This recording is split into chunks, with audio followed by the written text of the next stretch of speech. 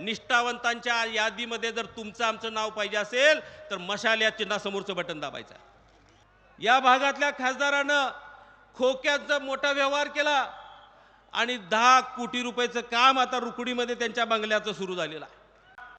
मी माझ्या हातकणंगले तालुक्याबद्दल सांगायला गेलो तर हातकणंगले विधानसभा मतदारसंघातून मी असेल, आमदार राजूबाबा आवळे असतील, मिंचेकर साहेब असेल, जयंत पाटील साहेब, आम्ही तिघही हातामध्ये हात घालून मशालचा प्रचार घरोघरी आम्ही करत आहोत.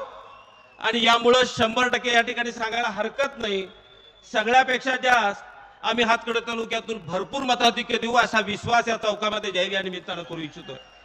खरं तर आम्ही सगळे मंडळी या देशातल्या हुकुमशाहीच्या विरोधामध्ये एकत्रित आलोय. हुकुमशाहीनं कशा पद्धतीनं लोकशाही संपवायला लागलेली आहे, आपली संविधान अडचणीत आलेला आहे. या सगळ्याच्या विरोधामध्ये आम्ही सगळे मतभेद गटतट बाजूला ठेवून आमचा एकच उद्देश आहे की या देशात डॉक्टर बाबासाहेब आंबेडकरांनी लिहिलेला संविधान ते अबाधित राहिलं पाहिजे. याच्यासाठी या महाविकास आघाडीची एकत्रित वाटचाल सुरू आहे. आणि म्हणून आम्ही सगळेजण एकत्रितपणे सत्यजित आबांच्या मशाल या चिन्हासाठी घरोघरी मतभेद बाजूला ठेवून आम्ही एकत्रित काम करतोय, याचा आम्हाला अभिमान आहे. खरं तर या मतदारसंघाचा खासदार आपल्या सगळ्यांना माहिती आहे. 15 दिवसात झालेल्या खासदारानं या भागात काय काम केलं, या भागातल्या लोकांसाठी किती योजना आणल्या, कोणतं मोठं काम केलं, कुणाला काही आठवत असेल तर सांगावं. या भागातल्या खासदारानं खोक्याचा मोठा व्यवहार केला आणि 10 कोटी रुपयाचं काम आता रुकडीमध्ये त्यांच्या बंगल्याचं सुरू झालेलं आहे. हे मोठं काम या खासदाराने केलेलं आहे. भागात कोणतंही काम केलं नाही, परंतु निव्वळ स्वतःचे प्रगती करायची, स्वतः आर्थिक मोठी एक व्यवस्था स्वतःची निर्माण केलेली आहे. आणि अशा पद्धतीमध्ये त्यांच्याकडून आता इथून पुढच्या काळामध्ये या परिसराची सेवा होईल, या परिसरासाठी चांगलं होईल अशी अपेक्षा आम्हा कुणाची राहिलेली नाही आहे. मित्रो, सत्यजित आबांचं आणि या परिसरातल्या सगळ्या मान्यवरांचं, जयंत पाटील साहेब, आपल्या सगळ्या एकजुटीची धास्ती एवढी या मंडळींनी घेतलेली आहे. आता उत्तर प्रदेशचा मुख्यमंत्री सुद्धा इथं येऊन आम्हाला आता सांगायचं ज्ञान सांगायला आलेले आहेत. खरं तर ही मराठी माणूस आहे. आमच्याकडे उत्तर प्रदेश असू दे, बिहारचा असू दे, नाही दिल्लीचा असू दे, या मराठी माणसाच्या मनावर आता फरक पडणार नाही. आम्ही ठरवलंय कोणत्याही परिस्थितीमध्ये आदरणीय पवार साहेबांच्या नेतृत्वाखाली असणाऱ्या या इंडिया आणि महाविकास आघाडीला आता प्रचंड मतांना आपण निवडून द्यायचा.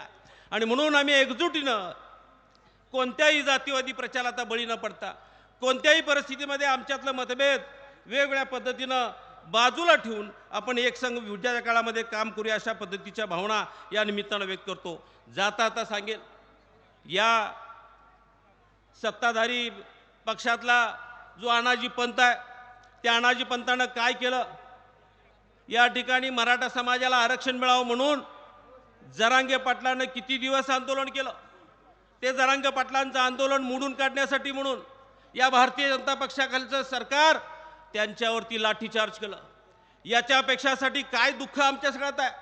तुम्ही मराठा आरक्षण देत नाही, धनगर समाजाचं आरक्षण देत नाही, परंतु मराठा आरक्षण मागणाऱ्या, लोकशाही पद्धतीने मागणाऱ्या लोकांना सुद्धा तुम्ही त्या ठिकाणी लाठीचार्ज करता. एवढं कमी होतं का काय म्हणून मनोज जरांगेंची SIT चौकशी सुद्धा या माणसांनी लावलेली आहे. आता आपण ठरवलं पाहिजे की या माणसांची हुकुमशाही आता आपण काढून आपण खऱ्या अर्थानं एकजुटीनं मशालचा प्रचार आता घरोघरी करूया. शेवटचे 5-7 दिवस राहिलेले आहेत, डोळ्यात तेल घालून काम करूया. या भागातल्या सगळ्या गद्दारांना संपवून टाकूया. मी आज पुन्हा तुम्हाला आवाहन करतो, उद्या या महाराष्ट्राचा ज्यावेळी राजकीय इतिहास लिहिला जाईल त्यावेळी राजकीय इतिहासामध्ये निष्ठावंतांच्या यादीमध्ये जर तुमचं आमचं नाव पाहिजे असेल तर मशाल या चिन्हासमोरचं बटन दाबायचं. उद्याच्या राजकीय इतिहासामध्ये निष्ठावंतांच्या यादीत जर तुमचं आमचं नाव पाहिजे असेल तर मशाल चिन्हासमोरचं बटन दाबा. अन्यथा गद्दारांच्या यादीमध्ये जायचं असेल तर तुम्हाला तुमचा मार्ग मोकळा आहे.